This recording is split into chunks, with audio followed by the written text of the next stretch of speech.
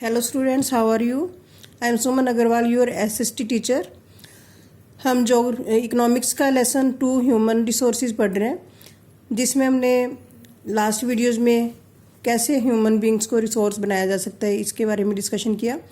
और last video में हमने अनएम्प्लॉयमेंट पढ़ा और टाइप्स ऑफ अनएम्प्लॉयमेंट के 3 तरह की अनएम्प्लॉयमेंट होती है। सबसे पहली हमने पढ़ी सीजनल अनएम्प्लॉयमेंट, फिर डिस्गाइज्ड अनएम्प्लॉयमेंट और एक एजुकेटेड अनएम्प्लॉयमेंट। तो आज पेज नंबर 25 के सेकंड कॉलम से हम पढ़ रहे हैं। तो इसमें हमने क्या पढ़ना है कि अनएम्प्लॉयमेंट एक प्रॉब्लम क्यों है किसी भी कंट्री के लिए, ये हमने डिस्कस करना है। तो देखो, unemployment leads to wastage of manpower resource. जो अनएम्प्लॉयमेंट है ये मैन पावर रिसोर्स जो है इसकी वेस्टेज बन जाती है। People who are an asset for the economy turns into liability. जो लोग किसी भी कंट्री के लिए एसेट हैं वो किस में कन्वर्ट हो जाते हैं? लाइबिलिटी में। There is a feeling of hopelessness and despair among the youth. जो यूथ हैं उनके अंदर जो निराशा की भावना पैदा हो जाती है जब उनको काम नहीं मिलता। और people do not have enough money to support their family. और जो लोग हैं बिना पैसों के अपनी फैमिली को भी सपोर्ट नहीं कर पाते। और inability of educated people who are willing to work to find gainful employment implies a great social waste. और पढ़े लिखे लोगों को जब कोई एम्प्लॉयमेंट नहीं मिलता तो वो सोसाइटी के लिए एक वेस्ट बन जाते हैं, जबकि वो सोसाइटी की डेवलपमेंट में कंट्रीब्यूट कर सकते हैं। तो अनएम्प्लॉयमेंट जो है वो इकोनॉमिक ओवरलोड, मतलब इकोनॉमी पे एक लोड बन जाती है, भार बन जाती है। और dependence of the unemployment on the working population increase. जो काम करने वाले लोग हैं उन पे जो उनका बर्डन बढ़ जाता है।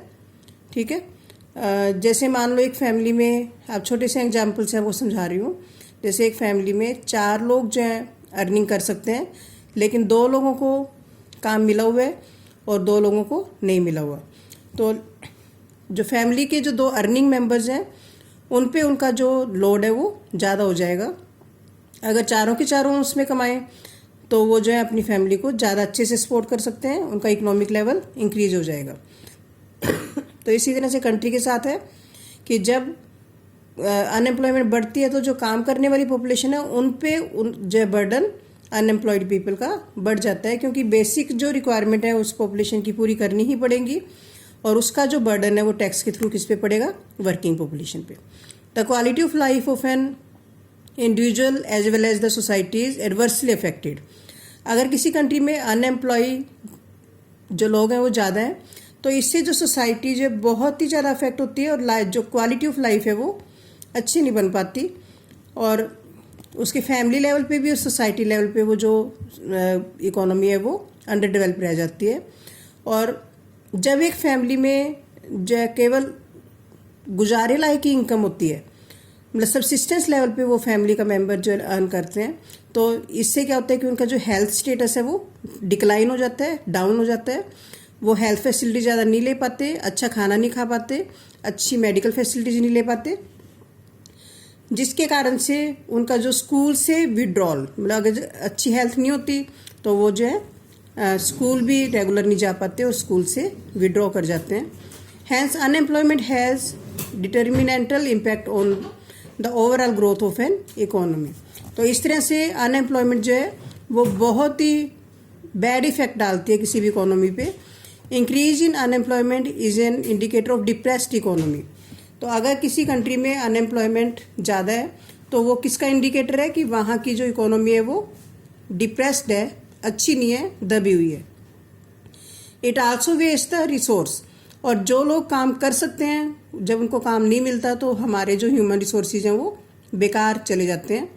विच could have been gainfully employed. जिनको एम्प्लॉयड होना था वो वेस्ट में कन्वर्ट हो जाते हैं।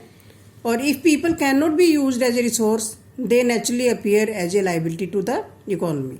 अगर हम लोगों को एम्प्लॉयमेंट नहीं दे पाते तो वो जो है इकोनॉमी पे एक लाइबिलिटी या बर्डन बन जाते हैं। इन केस इंडिया के केस में क्या है कि हमारे जो डेटाज हैं स्टैटिस्टिकली जो है अनएम्प्लॉयमेंट रेट इज़ लो। जो स्टैटिस्टिकली अगर हम डाटाज देखें तो हमारा जो अनएम्प्लॉयमेंट का रेट है वो हमें कम नज़र आता है। जो एक बहुत बड़ी पॉपुलेशन जो है वो हमें लो इनकम में या लो प्रोडक्टिविटी में जो लगी हुई है उसको भी हम एम्प्लॉयड काउंट कर लेते हैं। वो हमें काम करते हुए नज़र तो आते हैं सारा साल, लेकिन उनके वो अपने पोटेंशियल से कम काम कर रहे होते हैं। तो इस तरह से अगर गवर्नमेंट के डाटाज में देखें तो हमें अनएम्प्लॉयड पीपल बहुत ही कम नज़र आते हैं, लेकिन एक्चुअल में एक बड़ा पार्ट जो पॉपुलेशन का वो मजबूरी में जो है अब ऐसे कामों में लगा होता है जिसमें उनकी इनकम बहुत कम होती है। अगर उनको और कोई अच्छा काम उनके पोटेंशियल के अकॉर्डिंग मिले तो वो उसमें इन्वॉल्व हो जाएंगे। तो it is not adequate for them.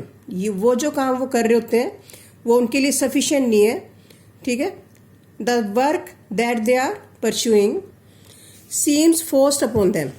जो काम वो कर रहे होते हैं ऐसा लगता है कि वो काम जो उन पे थोप दिया गया है, जो ज़बरदस्ती करवाया जा रहा है। They may there for want other work of their choice. वो जो है अपनी चॉइस का दूसरा कोई काम करना चाहते हैं। Poor people can not afford to sit idle. जो गरीब लोग हैं वो खाली बैठना अफोर्ड नहीं करते। They tend to engage in any activity irrespective of its earning potential.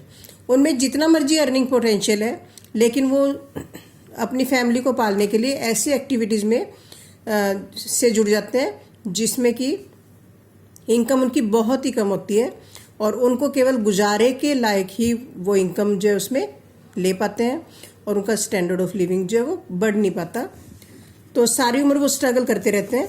अब जैसे ये देखो शू मेंडर है, जो हम जब शूज़ जो मेंड करवाते हैं, अपने रिपेयरिंग करवाते हैं, तो हम कितने पैसे देते हैं? बहुत ही कम पैसे देते हैं उसको, शू मेंडर को। तो इस तरह के कामों में अगर लोग लगे होंगे तो उनकी पूरा दिन में इनकम कितनी कम होगी, तो आप इसका अंदाज़ा लगा सकते हो। तो more over the employment structure is characterised by self employment in the primary sector. जो प्राइमरी सेक्टर यानी कि एग्रीकल्चरल सेक्टर है, उसमें जो लोग हैं वो सेल्फ एम्प्लॉयड हैं। जैसे पहले भी डिस्कस हो चुका है कि मान लो एक फैमिली के पास छोटा सा फील्ड है, फैमिली के सारे जो मेंबर्स हैं उसमें इन्वॉल्व हैं, काम कर रहे हैं।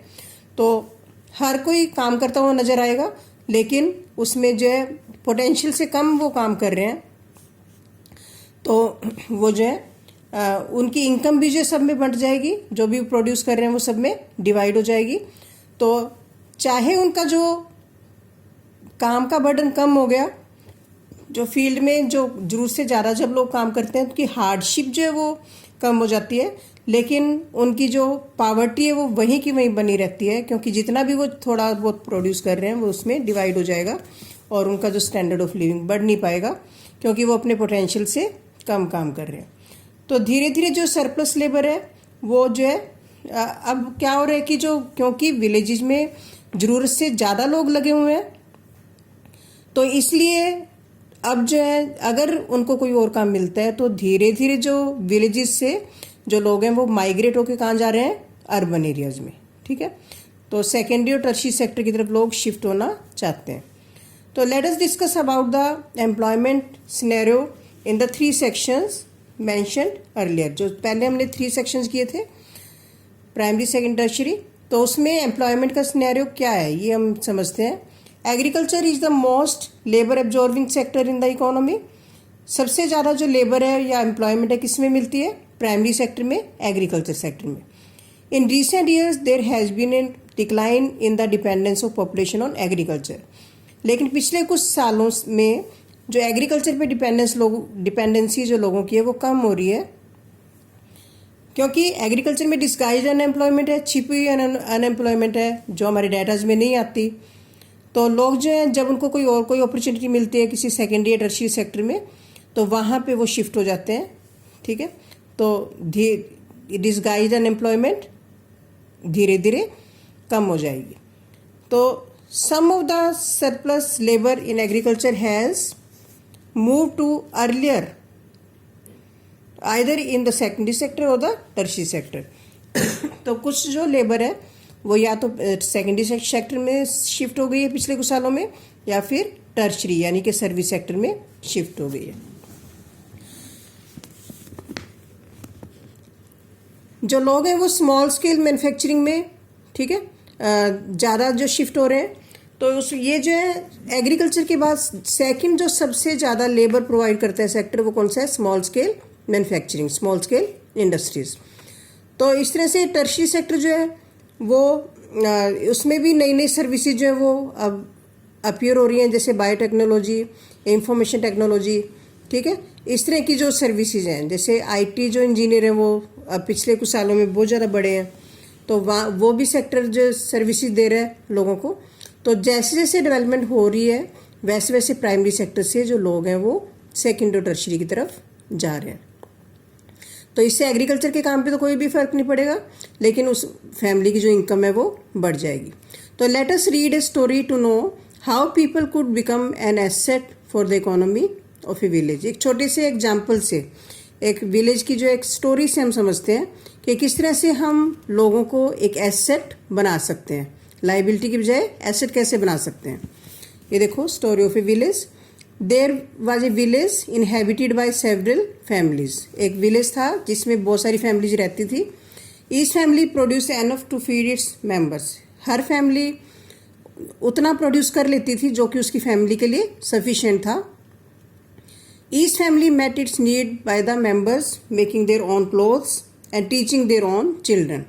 हर फैमिली के जो मेंबर्स हैं वो अपने जो कपड़े खुद बनाते थे और अपने बच्चों को खुद ही पढ़ाते थे, ठीक है, ये इमेजिन किया हुआ है। One of the families decided to send one of its son to an agriculture college.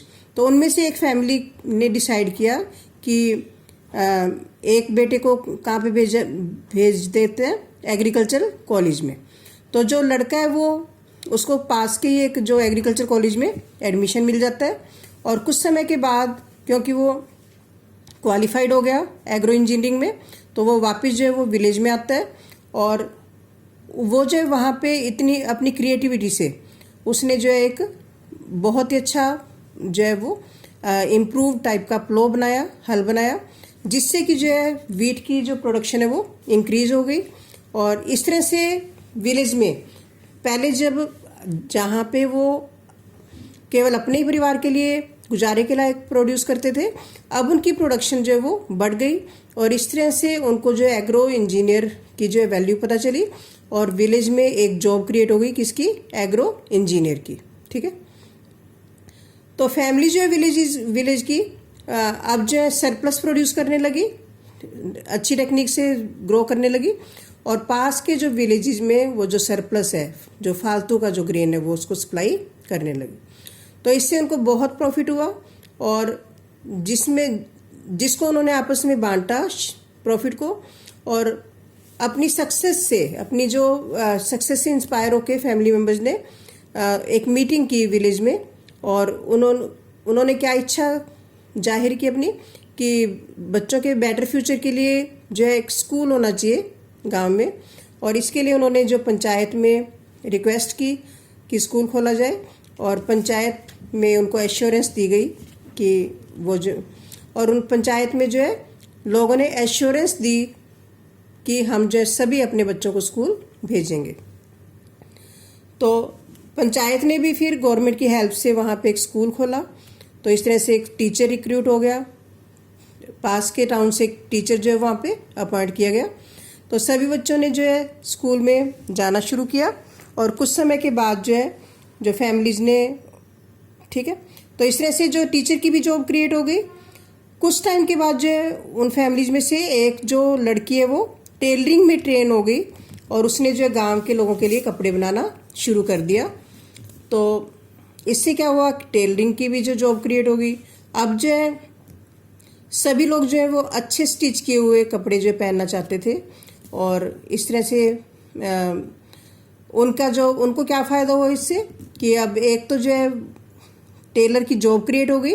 अब जो लोग अपना टाइम कपड़े स्टिच करने में जो है वो लगाते थे, अब उन्होंने जो अपने फील्ड्स में उसको टाइम को लगाना शुरू कर दिया, जिससे उनकी प्रोडक्टिविटी बढ़ गई, तो उनका टाइम सेव हो गया।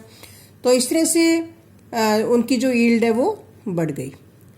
तो ये जो प्रोस्पेरिटी, मतलब वहाँ पे रिचनेस की बिगनिंग थी।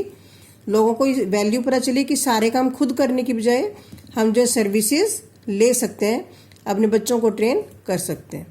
The farmers had more than what they could consume, तो जितना वो उनको कंजम्पशन के लिए चाहिए था अपनी फैमिली के लिए, उससे ज़्यादा वो जो है प्रोड्यूस करने लगे। अब जो है विलेज की जो ठीक है कुड सेल, उसको जो है वो बेच भी सकते थे, क्योंकि फैमिली के लिए जितना चाहिए था उतना रखने के बाद उनके पास ज़्यादा प्रोड्यूस हो रहा था, तो विलेज की मार्केट में उसको सेल करने लगे। फिर टाइम के साथ साथ जो विलेज है वहाँ पे जो है और भी जो अपॉर्चुनिटी जो है वो शुरू हो गई। तो जैसे हमने इसमें एग्जाम्पल में पढ़ा कि टीचर की, टेलर की, एग्रो इंजीनियर की और बहुत सारी और जॉब्स जो है धीरे धीरे डेवलपमेंट के साथ क्रिएट होना शुरू हो गई। तो ये जो एक सिंपल से विलेज का हमने एग्जाम्पल पढ़ा कि किस तरह से हम ह्यूमन कैपिटल जनरेट कर सकते हैं, लोगों को ट्रेन करके एम्प्लॉयमेंट जनरेशन कर सकते हैं। तो इस तरह से जो है हम जो है उस एरिया को रिच बना सकते हैं और इकोनॉमिक डेवलपमेंट कर सकते हैं। तो इसी तरह से हम अपने कंट्री में कर सकते हैं। जैसे जैसे हम लोगों को ट्रेन करेंगे, ठीक है, वैसे वैसे जो है जॉब अपॉर्चुनिटीज़ बढ़ जाएंगी। तो इस लेसन में हमने क्या पढ़ा कि एजुकेशन और हेल्थ वो जो है लोगों को एक क्या बना सकती है, एसेट बना सकते हैं इकोनॉमी के लिए। ठीक है, हमने एसेट और लाइबिलिटी से ही लेसन शुरू किया था। तो अगर हम लोगों को एजुकेशन और अच्छी हेल्थ देते हैं तो वो कंट्री के लिए क्या बन जाते हैं, एसेट बन जाते हैं। और फिर हमने क्या पढ़ा कि इकोनॉमिक एक्टिविटीज़ और के बारे में पढ़ा कि जिससे हम पैसा कमाते हैं उन एक्टिविटीज़ को हम इकोनॉमिक एक्टिविटीज़ बोलते हैं। और 3 सेक्टर्स में हमने इकोनॉमिक एक्टिविटीज़ पढ़ी कि किसी भी इकोनॉमी में जो पैसा है वो 3 एक्टिविटीज़, प्राइमरी, सेकेंडरी और टर्शियरी से कमाया जा सकता है। और फिर हमने पढ़ा कि जो अनएम्प्लॉयमेंट की क्या क्या प्रॉब्लम्स हैं, जिसको हमने आज ही पढ़ा है। और एंड में फिर हमने एक स्टोरी पढ़ी विलेज की कि किस तरह से हम जो है ऐसा विलेज जहाँ पे पहले कोई भी जॉब नहीं थी, लेकिन बाद में जो वहाँ पे बहुत सारी जॉब्स क्रिएट हो गई। तो ये लेसन आपका कंप्लीट है। इससे रिलेटेड जो PDF है क्वेश्चंस की वो मैं आपको सेंड कर रही हूँ। इसके साथ ही वो आपने लर्न करने हैं और लिखने हैं। और यहाँ पे आपका जो फर्स्ट टर्म का सिलेबस भी कंप्लीट होता है और साथ में आपका जो मैप वर्क भी जो क्लासेस में कंप्लीट हो चुका है, तो उसको भी आपने फिल करना है। तो आज के लिए हम इतना ही पढ़ेंगे।